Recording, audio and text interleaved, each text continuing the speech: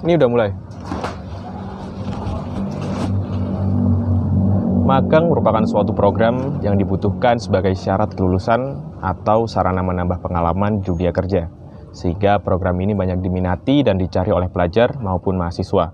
Namun ternyata tidak selamanya ini menjadi kabar baik.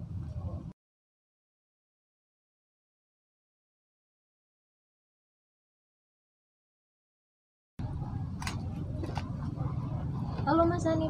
Halo. Udah lama nunggunya? Enggak kok. Gimana liputannya?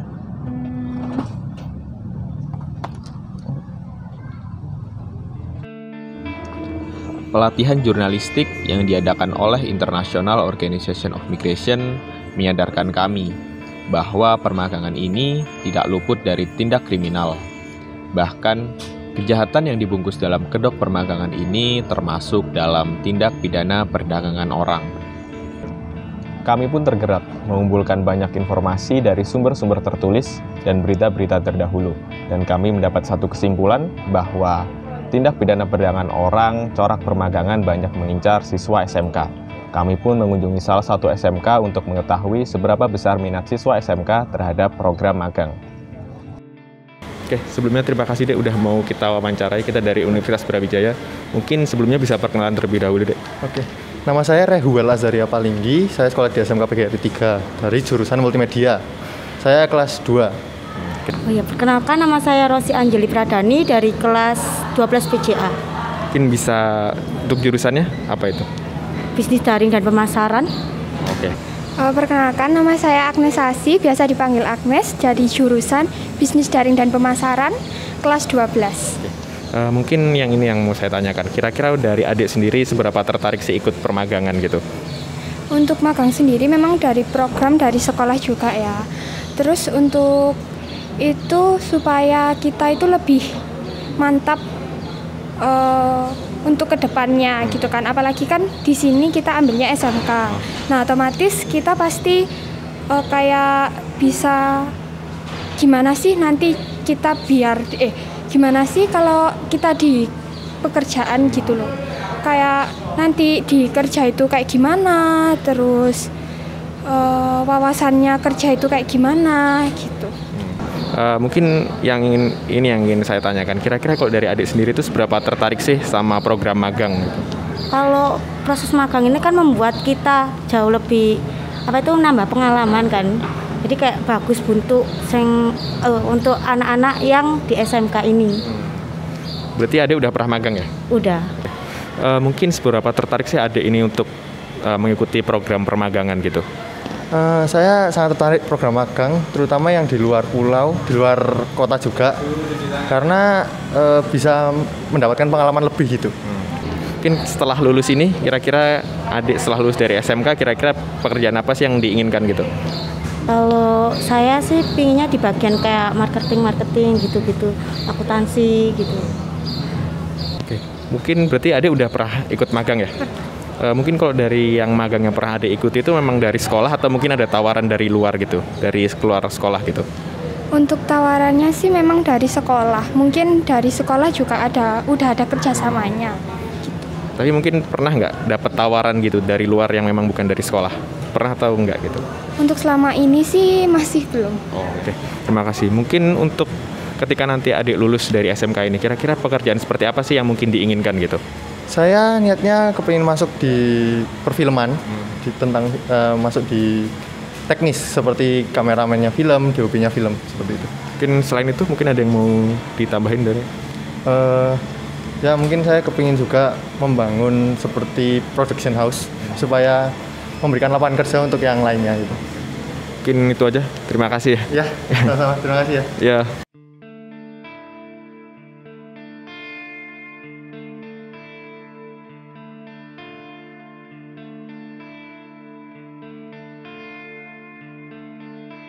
Begitu antusias para siswa dengan program magang ini, dan semangat inilah yang justru dimanfaatkan oleh perusahaan-perusahaan yang tidak bertanggung jawab.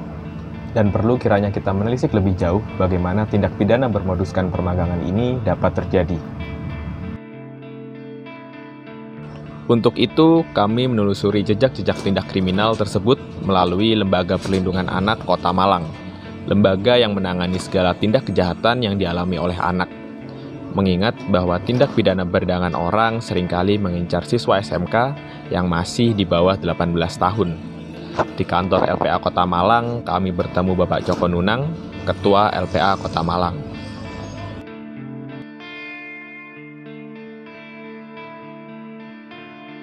Ya, mungkin selanjutnya ini Pak, mungkin saya ingin lebih tahu Pak, kira-kira mereka yang dikirim itu mereka pada kenyataannya jadi apa Pak? Apakah mereka jadi ada perlakuan yang kurang baik atau seperti apa? Sesuai dengan jurusan di SMK-nya ya, ada yang bidang administrasi, ada yang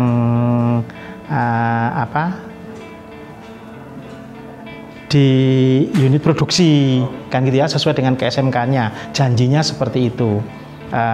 Ternyata di tempat di mana dia dijanjikan, dia ditempatkan di seperti bar atau kafe kan gitu ya. Jadi dia untuk melayani kaum lelaki-lelaki itu minum bersama. Itu yang cerita daripada korban tempo hari seperti itu. Kemudian sampai akhirnya menjurus ke tingkat pelayanan seksual. Nah, dan bahkan pernah terjadi siswa yang magang itu dipaksakan untuk ngantar barang menjadi kurir. Ya, yang pasti kurir barang-barang yang haram kan gitu ya. Nah, itu cerita dari mereka seperti itu. Berangkatnya antara yang menawarkan jasa tenaga kerja, penampungan, sampai di mana dia magang itu sudah berbeda orang. Nah, jadi modusnya itu sudah berkala seperti itu, ya, luar biasa sekali. Nah, ya. Jadi itulah kadang-kadang yang sulit untuk dilacak kan gitu ya, karena sudah berpindah tangan dari satu ke yang lain kan gitu ya. Dan memang dicari siswa-siswa yang punya vis yang menarik kan gitu ya. Nah, gitu. Untuk kasusnya sendiri yang di Malang, apakah semuanya sudah berhasil dipulangkan atau masih ada yang bisa dibilang masih tahap pemulangan atau tahap pencarian? Ya, yang jelas di sana masih banyak kan gitu ya, karena para broker atau pencari tenaga kerja itu dengan berbagai modus, mereka siswa yang baru lulus dari SMK itu kan tidak bisa dipertanggungjawabkan kerja di mana kamu kan gitu loh ya. Tetapi kembali lagi tawaran-tawaran itu ya, jadi kemungkinan masih ada, kita masih ada, karena broker-broker itu tidak lelah kan gitu loh ya, tidak lelah, apalagi menggunakan SMS ya, menggunakan SMS. Jadi ada tawaran seperti ini, berkenan enggak? Kalau berkenan silakan tulis lamaran, dibawa sendiri ke nih kan gitu ya. Memang perkembangan teknologi itu juga mempengaruhi, termasuk pekerja migran yang di luar negeri. Mereka berangkat itu dokumen sudah dipalsukan, nama asli sesuai dengan KTP dan KK itu sudah beda ketika mereka mau diberangkatkan, dan mereka karena tidak mempunyai dokumen otentik yang paling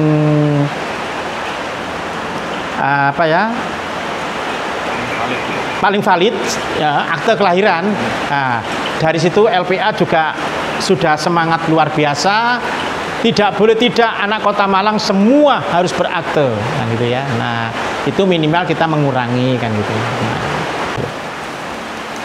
Faktor apa sih Pak yang biasanya korban itu tertarik gitu Pak sama modus-modus seperti itu? Ya, memang namanya juga tindak pidana perdagangan orang dengan berbagai modus. Tetapi faktor utamanya adalah faktor ekonomi, kemudian faktor kesenjangan sosial. Nah, kayaknya kedua faktor supaya dia juga ingin tampil seperti kerabat teman-temannya yang sebaya kan gitu ya. Tetapi faktor utama adalah ekonomi kan gitu ya. Dari kunjungan kami dengan LPA Kota Malang, akhirnya kami menyadari bahwa tindak pidana ini merupakan sebuah kejahatan besar, yang di dalamnya adalah eksploitasi. Korban ditempatkan jauh dari rumahnya, tidak dipekerjakan dengan baik, serta tidak diupah semestinya. Selain LPA Kota Malang, lembaga yang terfokus dalam hal ini adalah Yayasan Komunitas Perlindungan Perempuan dan Anak Nusantara atau yang biasa disingkat Kopatara. Dari sini kami ingin menggali bagaimana cara broker maupun perusahaan menggait korban.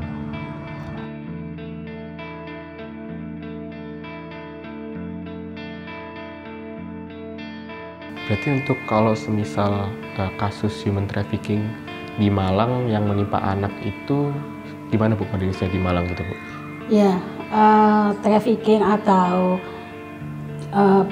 penjualan manusia ya, tapi sebenarnya dalam bahasa di Indonesia itu bahasa hukum itu namanya tindak pidana perdagangan orang ya. TPPO kan itu mungkin bagi banyak orang masih awam ya, tapi mungkin dianggap bahwa yang namanya trafficking atau penjualan manusia itu ya manusia dijual gitu. Kan selama ini anggapannya seperti itu ya. Nah, itu sebenarnya anggapan itu harus di-upgrade ulang ya, harus diperbarui bahwa yang dimaksud penjualan atau perdagangan orang itu tidak murni seseorang itu secara fisik dijual ya. Tetapi kalau menurut definisi undang-undang sendiri, tindak pidana perdagangan orang itu apabila ada cara, proses dan tujuan itu yang tidak sesuai atau merugikan, misalnya dalam hal caranya misalnya orang dipaksa, diancam itu masalahnya seperti relasi kuasa kan ada, misalnya orang tua mengancam anaknya atau majikan mengancam buruhnya, itu kan ancaman. Kemudian dalam proses misalnya itu adanya pemalsuan identitas, itu kan juga prosesnya. Kemudian tujuan, kalau misalnya tujuannya awal itu dikatakan mau dipekerjakan di rumah makan misalnya, ternyata tidak, atau misalnya mau dipekerjakan sebagai babysitter misalnya, ternyata tidak, ini tidak apapun loh ya, bukan berarti kemudian tidak itu yang dimasukkan di sini kemudian dalam skala yang sangat merugikan misalnya diperdagangkan. Meskipun awalnya katakanlah tujuannya mau jadi babysitter, ternyata di sana jadi asisten rumah tangga atau pembantu rumah tangga. Nah, itu juga sesuatu yang salah. Jadi tujuannya sudah salah. Jadi ketika ada 3 hal itu, cara proses tujuan yang salah gitu, itu dikatakan sebagai tindak pidana perdagangan orang atau trafficking gitu. Dari wawancara bersama Ibu Rosi, akhirnya kami tahu bahwa kejahatan ini tidak mudah dikenali dan tidak banyak diketahui oleh masyarakat, sehingga korban pun seringkali tidak merasa bahwa dirinya adalah korban pidana. Namun, keterangan dari Ibu Rosi ini membuat kami ingin menelusur lebih jauh. Kami ingin mendengar cerita korban secara langsung, sehingga penelusuran kami terfokus untuk mencari korban yang kemudian berkenan untuk membuka ceritanya. Tetapi, untuk bertemu dengan korban bukanlah perkara yang mudah.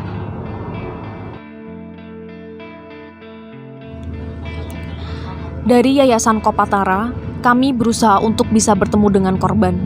Namun, sesuai dengan kebijakan yayasan, hal tersebut tidak dapat dilakukan untuk melindungi privasi serta mempertimbangkan psikologi korban. Setelah melanjutkan penelusuran, kami beruntung bahwa LPA Kota Malang bersedia untuk menghadirkan korban yang berkenan bercerita. Kami melindungi privasi korban dengan tidak menunjukkan identitas serta wajah korban. Dan sebelum wawancara berlangsung, korban telah menandatangani surat persetujuan wawancara di atas materai.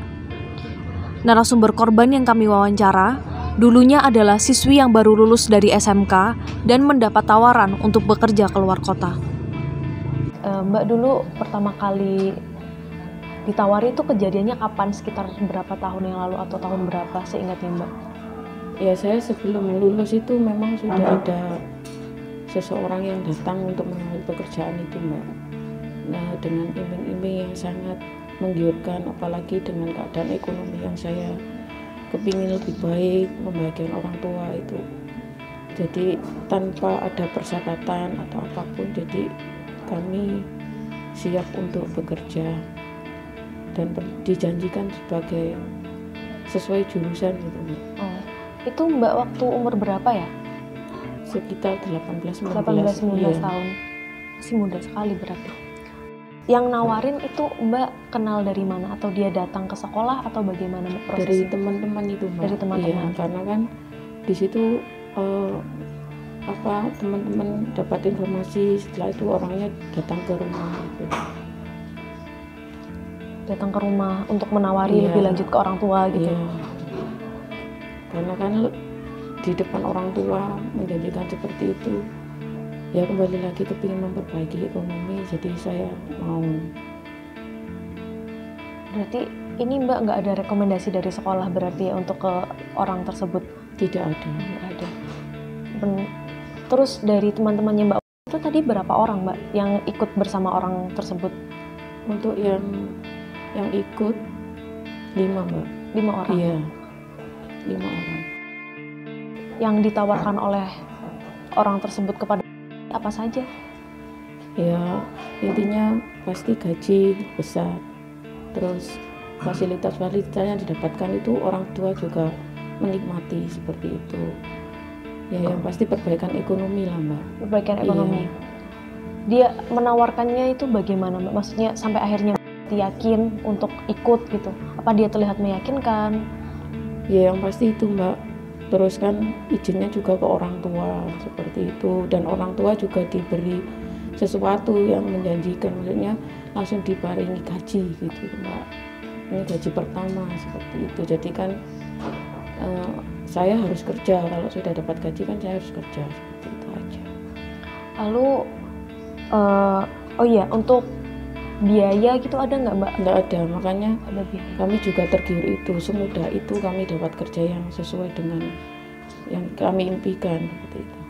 Kalau untuk syarat-syarat administrasi, misalnya fotokopi KTP, ya cuma itu aja. Itu saja. Waktu itu iya. KTP karena saja. Kan ijazah belum keluar. Berarti dia nggak minta ijazah ini? Tidak. Waktu. Lalu yang awalnya Mbak tersadar kalau ada kejanggalan di tempat ini tuh pada gimana sih Mbak ceritanya? Ya kalau yang mulai pertama sudah janggal Mbak. Tapi mau curhat ya ke siapa gitu. Kalau mau lari juga itu kan bukan kampung saya nggak tahu gitu. Saya mau lari kemana? Ya kembali lagi yang keempat terakhir itu ketemu Mbak Sekar, itulah saya bisa curhat. Terus awalnya bukan curhat, saya ditanya gitu, karena saya kan nampak ketakutan sekali gitu, karena yang di tempat yang keempat itu bukan kafe seperti biasa, tempat ngopinya kecil tapi di belakang banyak kamar gitu. Keadaan trauma penyintas belum benar-benar usai, dan kami berharap dengan bercerita pada kami dapat menjadi sarana penyembuhan baginya.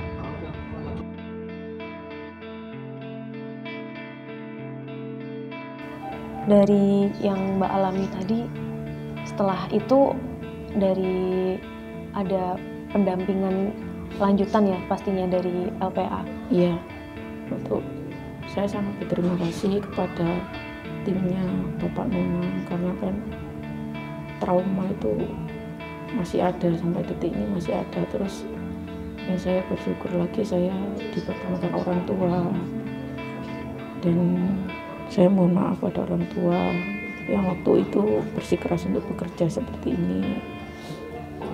Saya didampingi terus sama timnya Pak Nunung untuk menumbuhkan rasa percaya diri saya lagi. Dan itu cukup lama Mbak?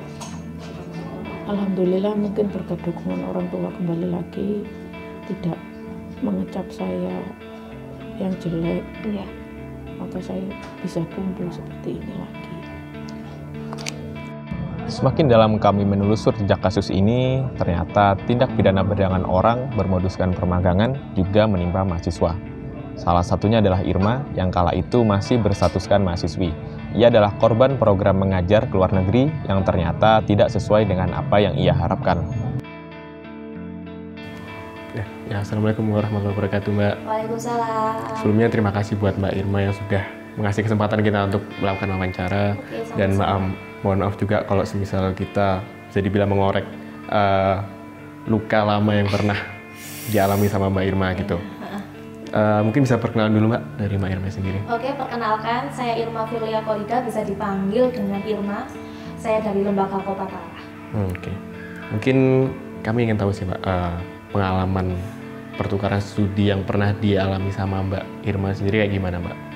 Iya sih, dulu waktu saya mahasiswa, tepatnya tahun 2018, itu kan ketika saya masih berambisi sekali ya untuk mengetahui segala satu hal, salah satunya yaitu ingin keluar negeri ya Mas, apalagi saya kan ingin sekali mengajar, merasakan bagaimana rasanya mengajar di luar negeri lah. Salah satunya itu kan Thailand, karena dulu kan juga di program di UIN juga ada exchange ke luar negeri, tapi saya belum kesampaian. Akhirnya ketika saya hampir lulus ini saya berkesempatan gitu Mas, melalui akun-akun Instagram itu saya mencari bersama teman saya, akhirnya saya mendapatkan kesempatan untuk exchange itu ya, meskipun akhirnya menimbulkan ya luka itu tadi. Berarti memang informasinya dapatnya dari media sosial, bukan dari rekomendasi kampus gitu ya? Bukan rekomendasi kampus waktu itu. Waktu itu dapatnya dari sosmed Mas, maklum kan anak muda, itu kan suka mencari-cari. Boleh ceritain nggak Pak, kira-kira pas pemberangkatan seperti apa, terus juga apa yang dijanjikan sama pihak penyelenggara sama ketika di lapang itu seperti apa gitu? Pertama itu kan memang saya pertama kan memang diiming-iming gitu ya Mas. Secara administratif itu memang lembaga tersebut meyakinkan sekali. Nama lembaganya ya boleh langsung saya sebut gitu aja ya Mas ya. Namanya L2C. Nah, program yang kami ikuti namanya ITEP itu tadi. Nah, itu kan memang kan kemarin ada yang mau ke Kamboja dan juga ada yang ke Thailand. Nah, kebetulan kami berkesempatannya yang pergi ke Thailand.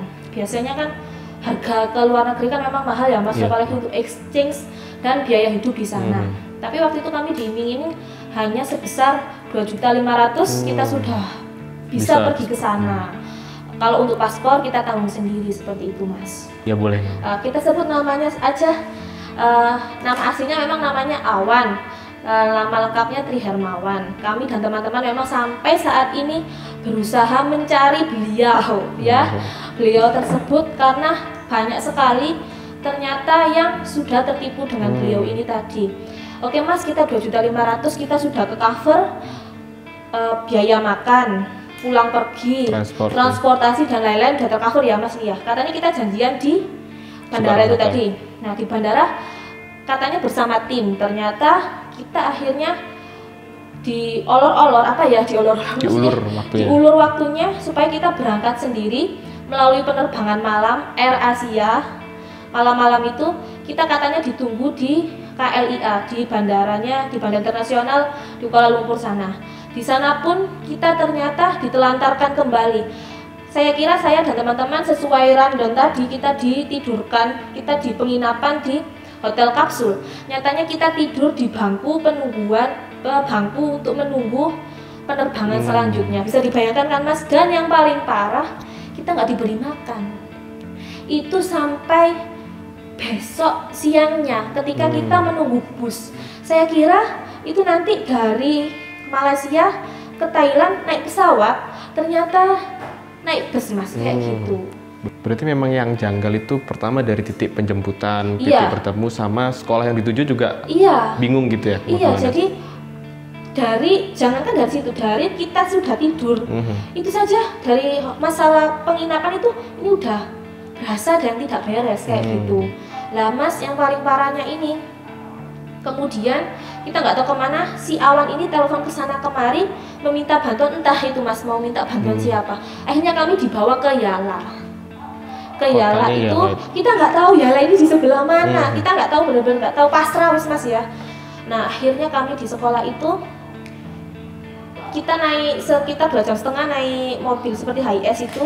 Lah setelah naik mobil HiS itu kita turun di sekolah yang dituju itu nggak ada di rundown sama sekali. Di rundown nggak ada nama sekolah itu. Tiba-tiba baru kedatang ke situ. Iya, baru saja. Nama Yala aja saya baru dengar. Ini katanya tadi ke Bangkok, habis dari Bangkok katanya ke Krabi kok sekarang ke Yala. Kita mau dibawa kemana? Seandainya pun itu kita tadi tidak dibawa ke sekolah, bagaimana nasib kita? Bisa dibayangkan kan Mas? Kalau seandainya kita nggak jadi ke sekolah gitu. Nah, di sekolah tersebut kami sangat disambut baik oleh pihak sekolah tersebut. Saya kira si Awan ini untuk uang kami memang sudah dialokasikan untuk sekolah tersebut, biaya makan dan lain-lain. Ternyata setelah pihak sekolah berbicara kepada kami di sana, itu ternyata Awan belum sama sekali mengabari kalau kami akan dibawa ke sekolah tersebut. Mengabarinya ya ketika itu tadi, siang telepon itu tadi.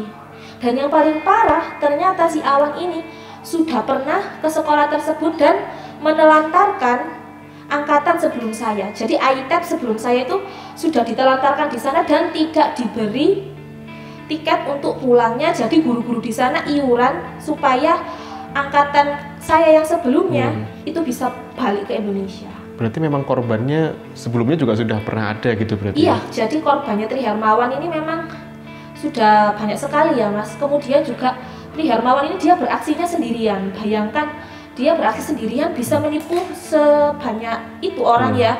Dia juga memanfaatkan kebaikan orang-orang di luar sana. Maksud saya lebih tepatnya orang-orang di Thailand sana yang berhati baik. Jadi sekolah yang kami tempati ini sekolahnya muslim gitu Mas, dan orangnya memang baik-baik. Kami di sana ditampung selama 2 minggu dengan makan dan fasilitas gratis tis kayak gitu. Dan yang paling parah, Awan meninggalkan kami di hari kedua dengan alasannya itu Mas, dia ada program lain di Malaysia di daerah Kuching gitu tepatnya. Jadi akhirnya dia meninggalkan kami, tapi sebelum itu untung saja pihak sekolah meyakinkan kami supaya kami minta tiket untuk pulang. Takutnya kejadian seperti yang saya ceritakan tadi. Kalau gurunya harus iuran gitu. Iya, gurunya nanti iuran kan kasihan gitu Mas ya. Ya ampun, ini dosennya siapa kayak gitu. Ya akhirnya uang kami yang harusnya bisa beli oleh-oleh atau keperluan yang lainnya harus habis untuk biaya transportasi kembali ke Malaysia kayak gitu. Dan Awan sampai hari ketiga dihubungi itu pun ketika kami masih di sana, dia sudah benar-benar menghilang, tidak bisa dikontak. Kasus tindak pidana perdagangan orang dengan modus permagangan ini sudah marak terjadi sejak lama. Hanya saja belum banyak disadari dan diketahui oleh masyarakat umum, terutama bagi siswa dan mahasiswa yang seringkali menjadi target utama.